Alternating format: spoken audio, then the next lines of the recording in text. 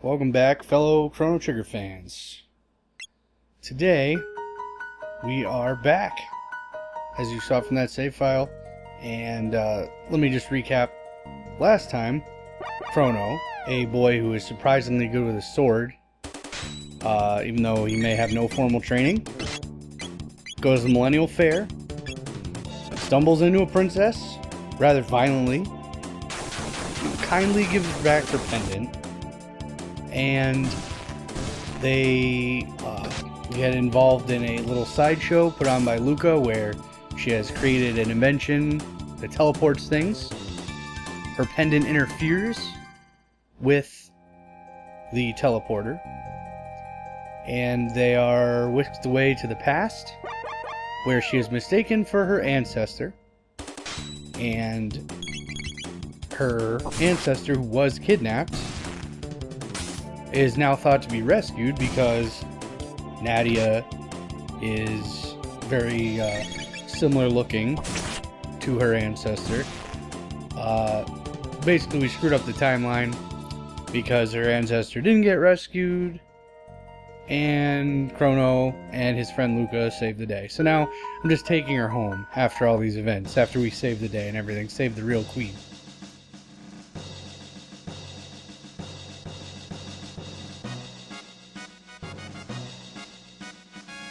Now, if you remember from Chapter 1, the Chancellor was disguised. He was in disguise. He was evil. This guy's a fucking jerk too.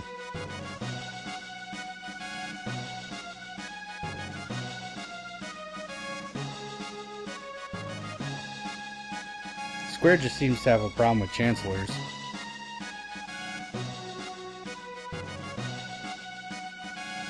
What an asshole, see?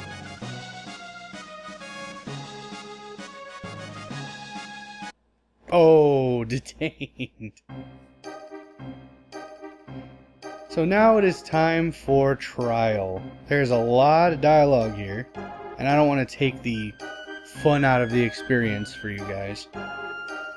We do have the Honorable Judge Wilfred Brimley presiding.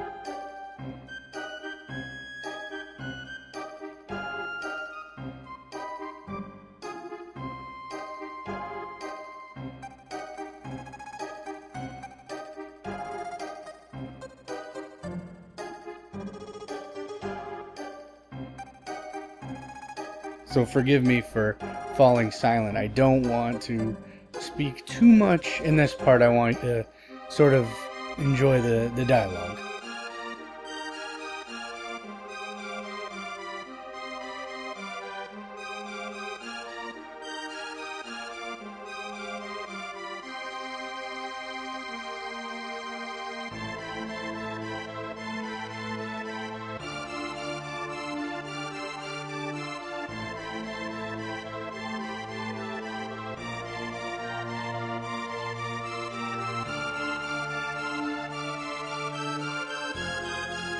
I will comment.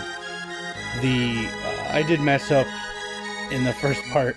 There's actually a part in the Millennial Fair where you can rescue a little girl's kitten, and a witness during the trial will actually stand up in your defense because you've shown impeccable moral character. However, I blew that and just rushed right through the Millennial Fair, which we will return to eventually. There's some fun mini games and things that I will show eventually. But I missed the character witness.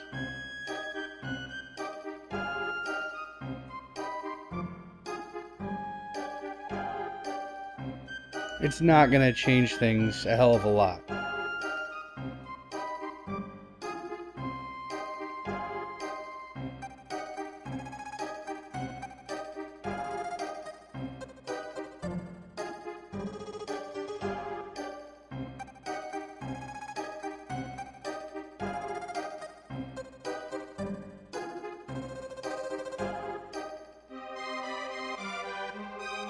No.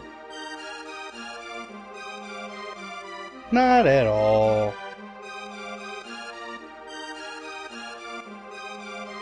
I make it rain from all those extra fights we've been doing. Who cares about all that extra princess cash? So obviously the Chancellor did not have a very good case against me, because during the Millennial Fair events, I did some very specific things. For example, I spoke to Nadia first before I just ran and grabbed the pendant. That actually does have consequences. Oh, guilty. Harsh. I probably would have prevented that guy from saying guilty if I had rescued the kitten. But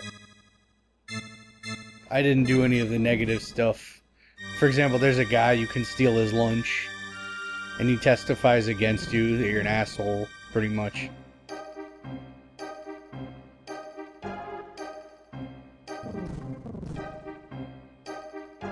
See, there's justice for you.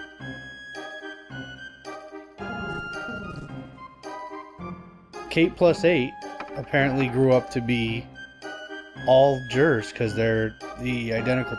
You know, I never understood the sprite of the juror guy.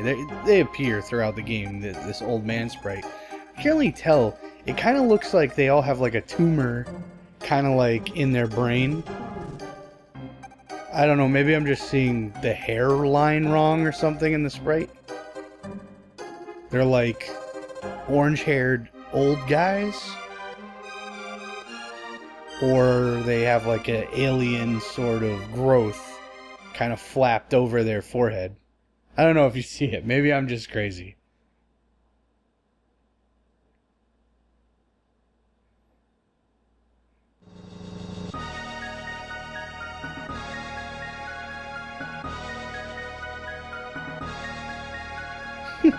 Now, mainly, I would say that a first-time player would have fucked up bad enough that you would get the execution sentence, but all I got is 3-day confinement. And it's so funny that the same drama ensues, kind of like, Chrono! Nadia's so upset. But it's just a 3-day solitary confinement.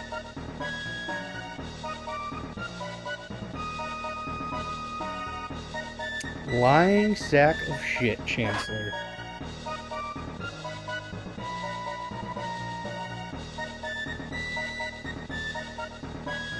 Execution? See, you said it too.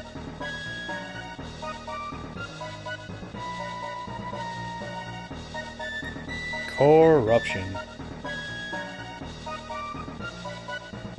So, what started off as a 3-day solitary confinement has become a death sentence. Oh. Knocked out. Now we wake up in prison. Now here's your reward, this pink thing on the bed.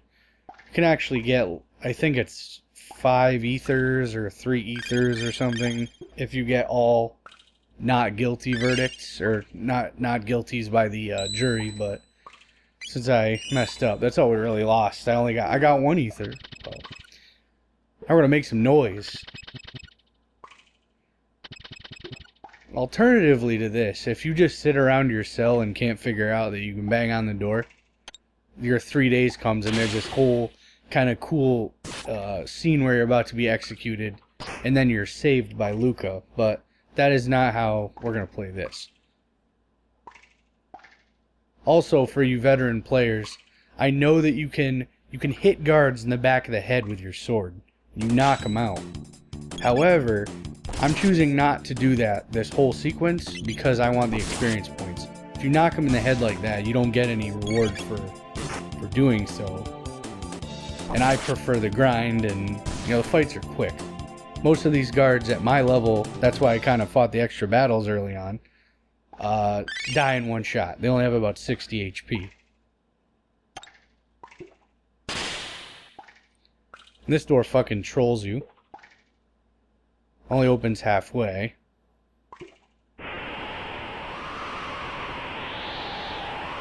I know this prison very well. I've played this game many times, so I don't think we're going to be wasting any time. Now, see, you can slap him in the back of the head with your sword and knock him out. But I prefer the kill. Get some fucking experience. Look at that, 10 experience, 70 G. Yeah, it's really not much. But, whatever. So we got our treasure room.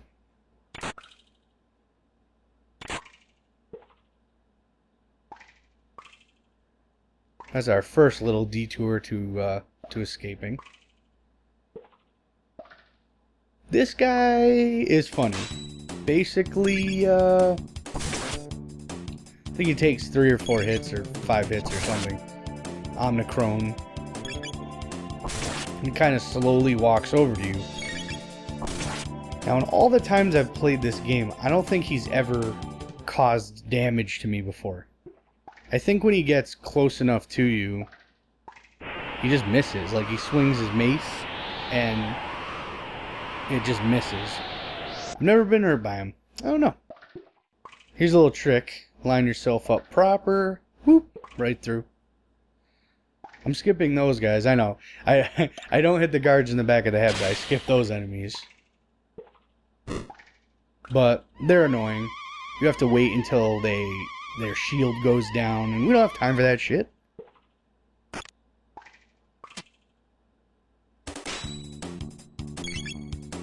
These guys kind of hit hard. I guess. A little bit. Harder than the guards do.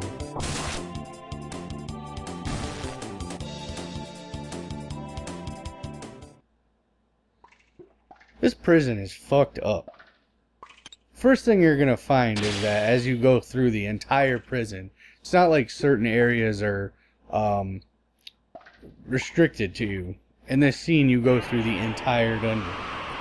And there's no other prisoners alive. You meet no one. They're all bones, or there's one guy we're gonna come across. You'll know him when you see him. This is like one of the most fucked up dungeons, prisons, jails in RPG history.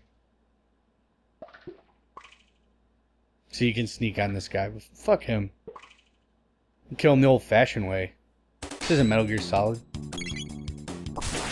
Ooh.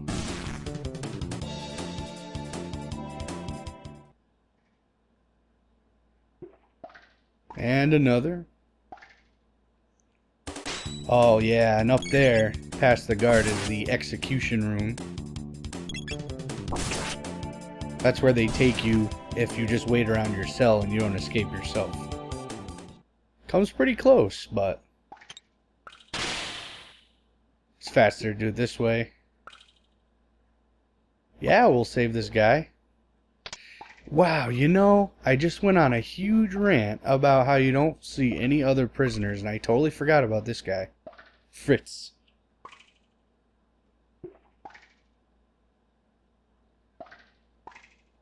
But since we freed him, later on he'll give us a nice prize. He runs the item shop, or his dad does, or something, in your hometown. Bronze mail. Yeah, we already got a bronze mail from the the king in 600 AD in the past.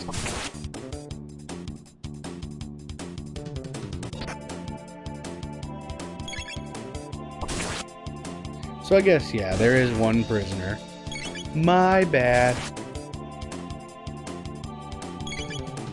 My point is still valid. He was about to be executed.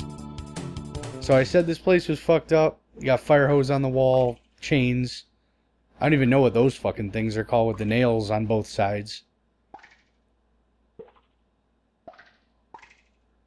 Put people in there and crush them, and the nails go through their poor bodies.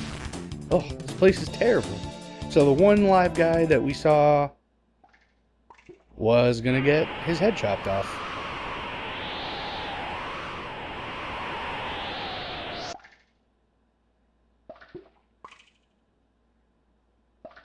And we're coming up on a fun little secret. I was so proud of myself when I discovered it too. I mean, it's not too hidden, but...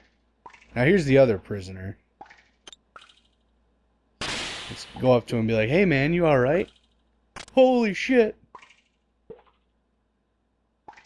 Your fucking skeleton. Little boots on.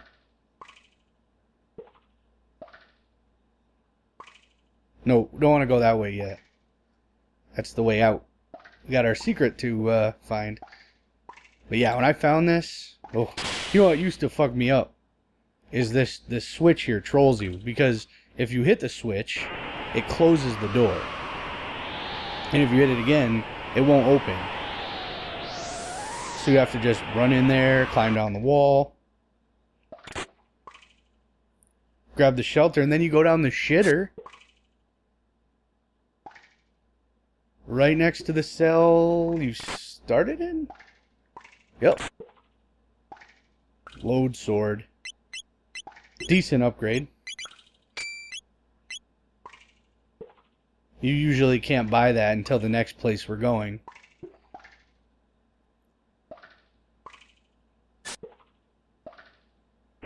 Would I climb in a toilet for a better sword? Absolutely.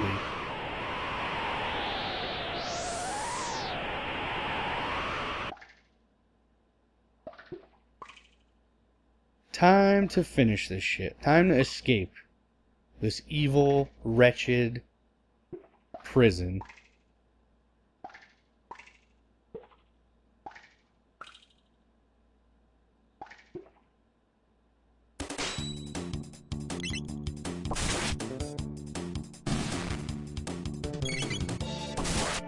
I don't know where that term comes from. Load. L-O-D-E. I'm gonna look it up. I'll put in a text or something, like I did in the last vid. I want to find out the origin of that, or whatever the fuck it means.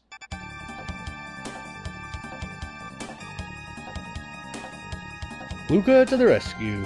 But I've already done a fine job getting out myself.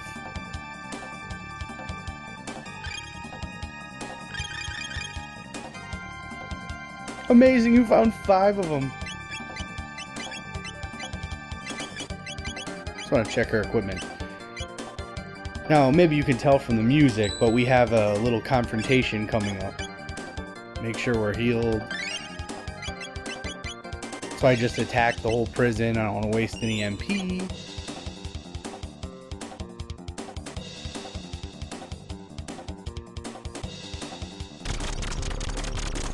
Memories, though.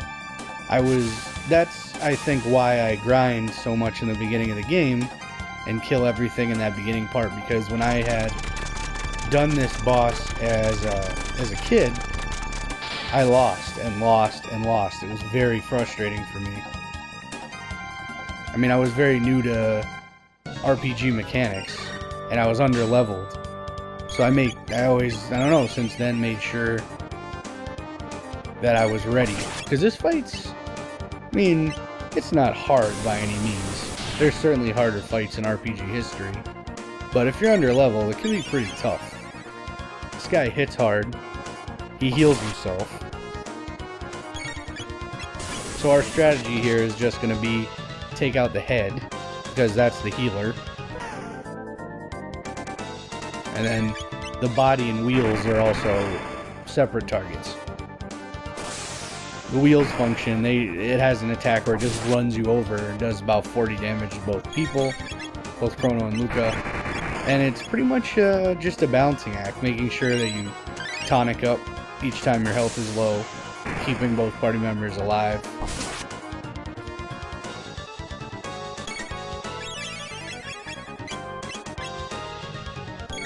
I would use Fire Whirl here to hit multiple targets, but the head is immune to fire, and I want to make sure that conveniently immune to fire when Luca has a fire attack.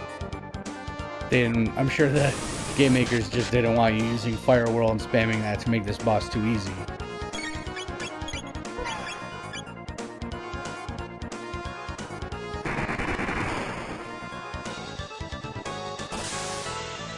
Once we take out the head, we can do Fire Whirl and take out the body and the... Oh, there you go.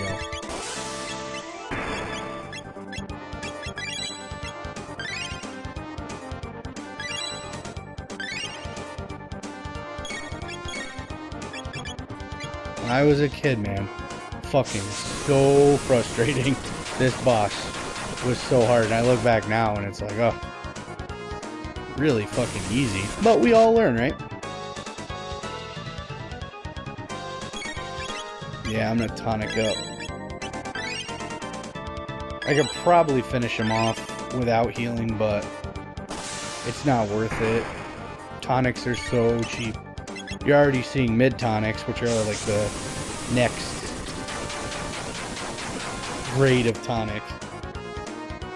And eventually we're gonna have party members that have healing ability, like Nadia and Chrono should, I believe, already have a dual tech, a combo where it heals the party called Aura Whirl. And if I don't have it yet, I will soon. So items pretty much get kinda outclassed for the most part. But that's true of a lot of RPGs, I think. There you go. We get to watch Chrono rage out. In fucking style.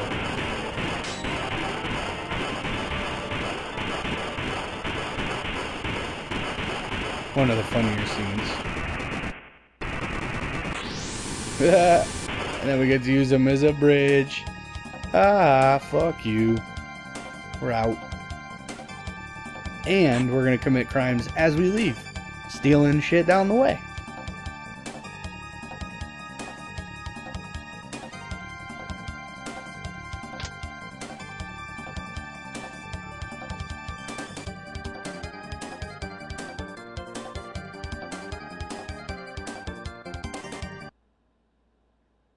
Fucking trapped. Can you believe that's Nadia? Of course you can. I think that's exactly how she looked in 600 AD when we rescued her, or found her in the palace.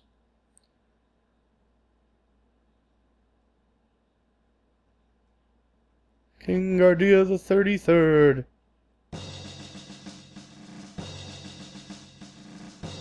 So Nadia wants to let you go.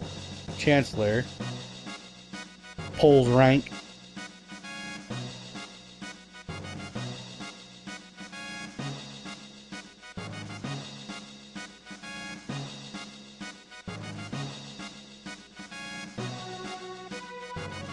Yeah, Dad's rebellion time. Fucking common sense.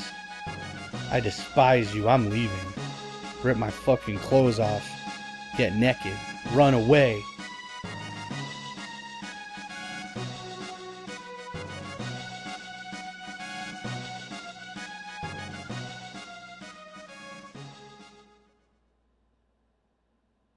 And the king is sad.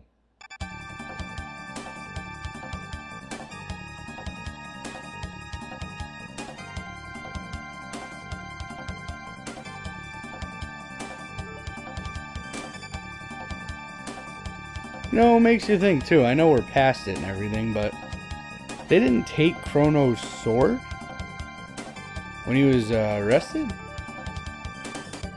They're like, yeah, throw this kid in prison. Execution time. Well, sir, he has a sword. Just fucking leave it.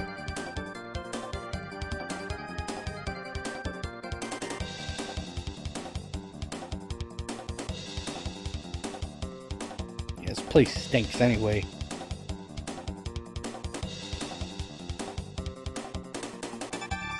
And a gate conveniently placed at our dead end.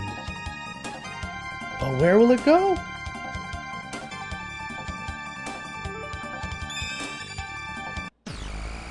Well, we're gonna find out.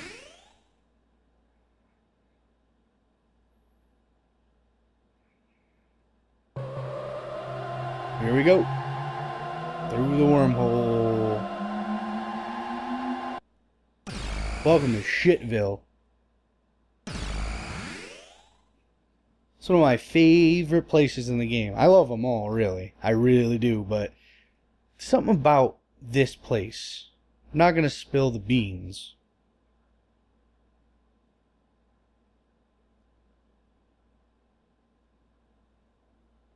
Another world. Let's see what's outside. Holy shit. This place is a fucking mess. Kind of reminds me of Phantasy Star. Some of the Phantasy Star Games world maps. But we've got a salesman here sell some useful shit. Auto gun will make Luca a little more useful. We got some armor upgrades. And still plenty of money left. And I have the amount of revives and shelters that I want at this point.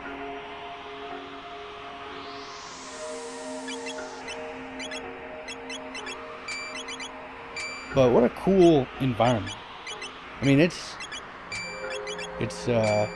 sad. The people look like bums. Craters in the ground. Nasty weather. But the artist just did an amazing job conveying the despair of these people.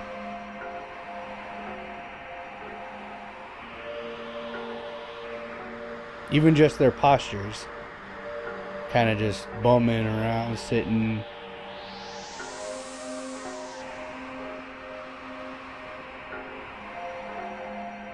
So we can use these machines to get our health back. Kind of like an inn. You get it instantly, but you're hungry. No food. So, to add to the despair, these people are just using this machine to stay alive. They don't have food to eat, so they're using a machine to give them like synthetic energy to live. But that's all for this episode. I did get some feedback that the first episode was a bit too long, so we're gonna start doing half-hour segments. Thanks very much for watching. This is a great experience for me. I love playing this game, and I will see you next episode next week. We'll do another half hour. Take care.